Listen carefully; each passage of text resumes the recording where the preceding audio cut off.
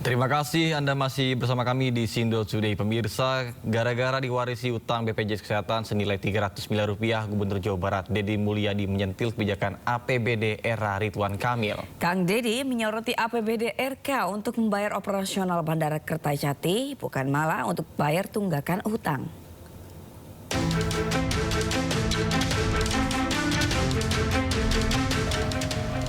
Jawa Barat ternyata punya utang fantastis senilai 300 miliar rupiah ke BPJS Kesehatan.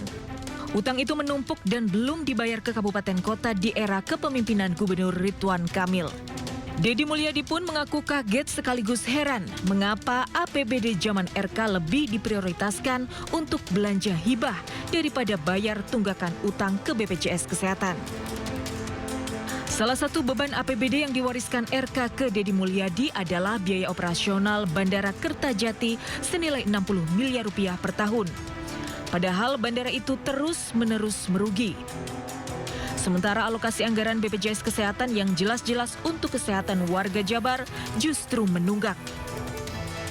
Pemprov Jabar ternyata punya tunggakan hutang BPJS 300 miliar. Terhadap kabupaten kota.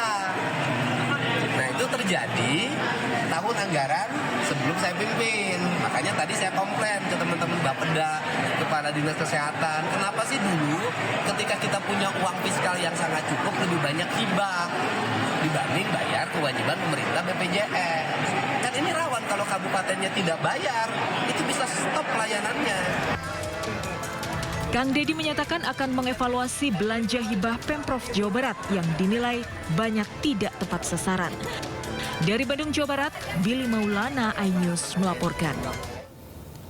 Gubernur Jakarta Pramono Anung belusukan mengecek pembangunan tanggul penahan air banjir rob atau banjir pesisir di Muara Angke, Penjaringan, Jakarta Utara. Anggaran yang disiapkan untuk pembangunan tanggul mencapai 52 miliar rupiah. Gubernur Jakarta menargetkan pembangunan tanggul yang masuk dalam proyek National Capital Integrated Coastal Development atau Giant Seawall sepanjang 1,4 km rampung akhir Desember mendatang. Pramono mengecek ketinggian air di pesisir utara Jakarta dan mengecek kondisi tanggul beton di wilayah Muara Angke. Pramono akan melanjutkan pembangunan tanggul sepanjang 1 km pada 2026 sehingga nantinya terbangun tanggul sepanjang 2,4 km untuk mencegah banjirop di Muara Angke. Namun untuk mencegah turunnya permukaan tanah dan banjirop, Pramono melarang penggunaan air tanah di wilayah Muara Angke. Pramono berjanji mendistribusikan air bersih sebagai gantinya.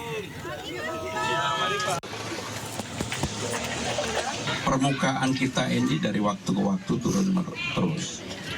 Maka di daerah ini nanti termasuk daerah yang akan kami buat aturan untuk air tanahnya tidak diambil. Sebab begitu air tanah diambil ini menjadi dan mempercepat turunnya permukaan tanah. Dan itu sangat berbahaya bagi masyarakat. Saya ingin garis bawahi salah satu proyek infrastruktur yang sangat strategis, sangat vital bagi kita, merupakan suatu mega project, tapi harus kita laksanakan adalah Giant Seawall, tanggul laut pantai utara Jawa. Proyek ini sangat vital, proyek ini berada dalam perencanaan Bappenas sejak tahun 95. Bayangkan, sejak tahun 95, 30 years ago, kalau tidak salah ya, 30 tahun yang lalu. Tapi kita tidak berkecil hati. Sekarang tidak ada lagi penundaan. Sudah nggak perlu lagi banyak bicara. Kita akan kerjakan itu segera, saudara-saudara sekalian. Proyek ini menyangkut jarak yang tidak pendek, kalau tidak salah sekitar 500 km dari Banten sampai ke Jawa Timur, ke Gresik, 500 km dan perkiraan biaya yang dibutuhkan 80 miliar dolar. Dan waktu perkiraan untuk di Teluk Jakarta saja kemungkinan 8 sampai 10 tahun. Kalau sampai ke Jawa Timur mungkin membutuhkan waktu 20 tahun.